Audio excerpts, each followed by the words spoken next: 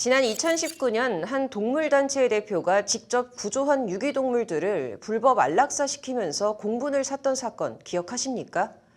국내 최대 대표적 동물보호단체인 케어의 박소연 전 대표 얘기인데요. 당시 사건이 불거지자 기자회견을 통해 나를 욕해도 좋다던 박 전 대표가 지난 2년간 자신을 비난하는 취지의 댓글을 단 수천 명을 상대로 고소를 했다는 사실이 알려지면서 또다시 논란이 일고 있습니다. 익명의 힘을 빌어 악의적인 댓글을 단 것을 잘했다고 할 수는 없지만 박 전 대표가 합의금 장사를 한 것 아니냐는 비난에서도 자유롭지 않은 상황인데요. 어떤 내용인지 김혜인 기자가 취재했습니다. 수년 동안 안락사가 있었다는 것을 그 사실을 알리지 못했습니다. 용기가 나지 않았습니다. 지금과 같은 큰 논란이 될 것이 두려웠습니다. 그래서 내부적으로 소수 임원에 의해서만 합의가 이루어지며 안락사를 해왔습니다. 지난 2019년 1월 동물권단체 케어 박소연 전 대표는 수십억 원의 후원금을 받고도 구조한 동물들 가운데 수백 마리를 대량으로 안락사해온 사실이 내부 제보자에 의해 드러났습니다. 파장이 일파만파 확산되자 박 전 대표는 기자회견을 통해 최선의 보호 활동을 했을 뿐이다. 어떠한 비난도 받아들이겠다며 자신을 둘러싼 논란들에 대해 해명했습니다. 고통을 최소화해주는 것이 현재 우리가 택할 수 있는 이 나라 현실 속에서 최선의 동물 구호 활동이었습니다. 어떠한 비난도 감수하겠습니다. 비난을 더 많이 받겠습니다. 대규모 구조활동 등으로 국내 최고 동물권단체로 자리 잡으며 폭발적 관심과 응원을 받던 박 전 대표의 이 같은 논란은 많은 국민들의 비난을 샀습니다. 여론은 박 전 대표에 대한 배신감과 분노로 들끓었고 온라인상에선 세상 제일 나쁜 X, 인간이길 포기한 X 등 박 전 대표를 향한 이런저런 비난의 화살들이 쏟아졌습니다. 문제는 여기서 시작됐습니다. 모든 비난과 질책을 감수하겠다던 박 전 대표는 자신에게 악플을 단 사람들을 상대로 집단 고소를 한 겁니다. 약 3년간 고소당한 이들만 수천 명. 박 전 대표로부터 피소당한 A씨는 1년간의 지난한 법정 다툼 끝에 선고유예를 받아냈지만 이내 얼마 지나지 않아 고소장을 받아들었다고 당시 상황을 토로했습니다. 국선 변호사님도 합리적인 분을 만나서 선고유예를 이끌어냈지만 형사에서 기소유예 받은 사람들이 지금 이제 민사로 돌려서 민사소송을 받고 있는 상황이거든요. 특히 박 전 대표 측은 고소 취하 조건으로 합의금을 적게는 100만 원에서 많게는 600만 원까지 요구한 것으로 드러났습니다. 2020년에 제가 그걸 받았죠, 소장을. 저 포함해서 15명을 고소를 했는데 합의금으로 200만 원이었어요. 그러나 B씨는 박 전 대표 측의 합의 요구를 받아들이지 않은 채 재판까지 갔고 결국 10만 원의 위자료를 내라는 법원의 판결을 받았습니다.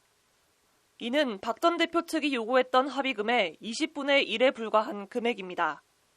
또 다른 피소자 C씨는 취재진에게 보낸 문자 메시지를 통해 그간의 정신적 고통을 호소하며 박 전 대표 측이 요구한 합의금이 법원 판결금인 줄 알고 줘야만 하는 돈인 줄 알았다고 토로했습니다. 법원에서 등기가 왔으니 공포심에 온몸이 떨리고 입원해 계시는 아픈 부모님 신경 쓰게 해드릴까봐 빨리 해결해야 한다는 생각에 문서를 다 읽어볼 겨를도 없이 등기에 써져 있는 합의금이 법원 판결금인 줄 알았다는 C씨. C씨는 거기에 나와 있는 전화번호로 전화했는데 직원이 받길래 법원 직원인 줄 알았다며 원활한 합의를 원하냐고 묻길래 법원인 줄 알고 당연히 그렇게 해야 된다고 생각해 합의금을 주겠다고 말했다. 법원 판결금인 줄 알고 그렇게 안 하면 감옥 가는 줄 알고 죽고 싶다는 마음만 들었다고 당시 상황을 설명했습니다. 박 전 대표가 자신들이 남겼던 댓글 비난 수위에 비해 엄청난 금액을 요구하며 소위 합의금 장사를 하고 있다는 게 이들의 한 목소리입니다. 박소연은 합의금 장사를 중단하라! 중단하라! 중단하라! 중단하라! 박 전 대표로부터 집단 소송에 휘말린 시민들은 하나둘씩 모여 고소남용 피해자 연대를 구성해 지난 29일 박 전 대표를 부당이득죄, 공갈죄, 공갈미수죄 혐의로 서울 서초경찰서에 고발했습니다. 고발 당일 연대는 서울중앙지법 앞에서 기자회견을 열고 박 전 대표의 고소 남발을 주장했습니다. 10만 원만 지급해도 된다는 판결이 대부분이었습니다. 이걸 보니 합의금 장사 목적으로 소송을 했다는 생각이 더욱 강해졌습니다. 누군가 당신의 고소남용 기사를 보고 이렇게 말했습니다. 안락사 당한 개들도 말만 할 수 있었다면 당신을 고소했을 겁니다. 너무 공모를 해서 그 도둑양형이라는 댓글 하나를 달았을 뿐입니다. 근데 박수현 대표는 본인이 이렇게 모든 국민들에게 실망을 안겨준 것도 모자라서 반성을 하기는커녕 댓글을 달았다는 이유만으로 수많은 사람들에게 지금 형사 고소와 그 민사 고소를 남발하고 있는데요. 이들을 대리하고 있는 박지영 변호사 역시 박 전 대표 측이 합의금 장사를 하고 있다며 목소리를 높였습니다. 법적 지식이 없는 일반인들을 상대로 집단 소송을 걸고 판결문에서 10만 원밖에 나오지 않음에도 불구하고 합의금을 고액으로 100만 원 이상 부르고 있습니다. 수십 배에 달하는 합의금 장사를 한다는 목적을 지울 수가 없고요. 합의금 장사라는 비난에 대한 박소연 전 대표 측 입장은 어떨까?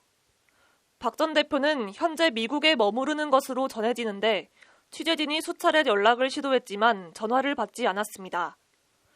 박 전 대표 변호인도 법률방송 취재진 인터뷰에 응하지 않았습니다. 변호사님께서 케어 전 대표이신 박소연 씨 사건 담당하신다고 들어서요. 네네. 잠깐 그 관련해서 여쭐 게 있어서 연락을 드렸거든요. 이 변호사님께서 박소연 씨 건 관련해서 그 인터뷰는 하지 않으시겠다고 하셔서요. 인터뷰는. 한편 박 전 대표는 지난해 2월 케어의 대표직에서는 물러났지만 취재 결과 동물 구호팀에 속해 활동을 이어가고 있는 것으로 알려졌습니다.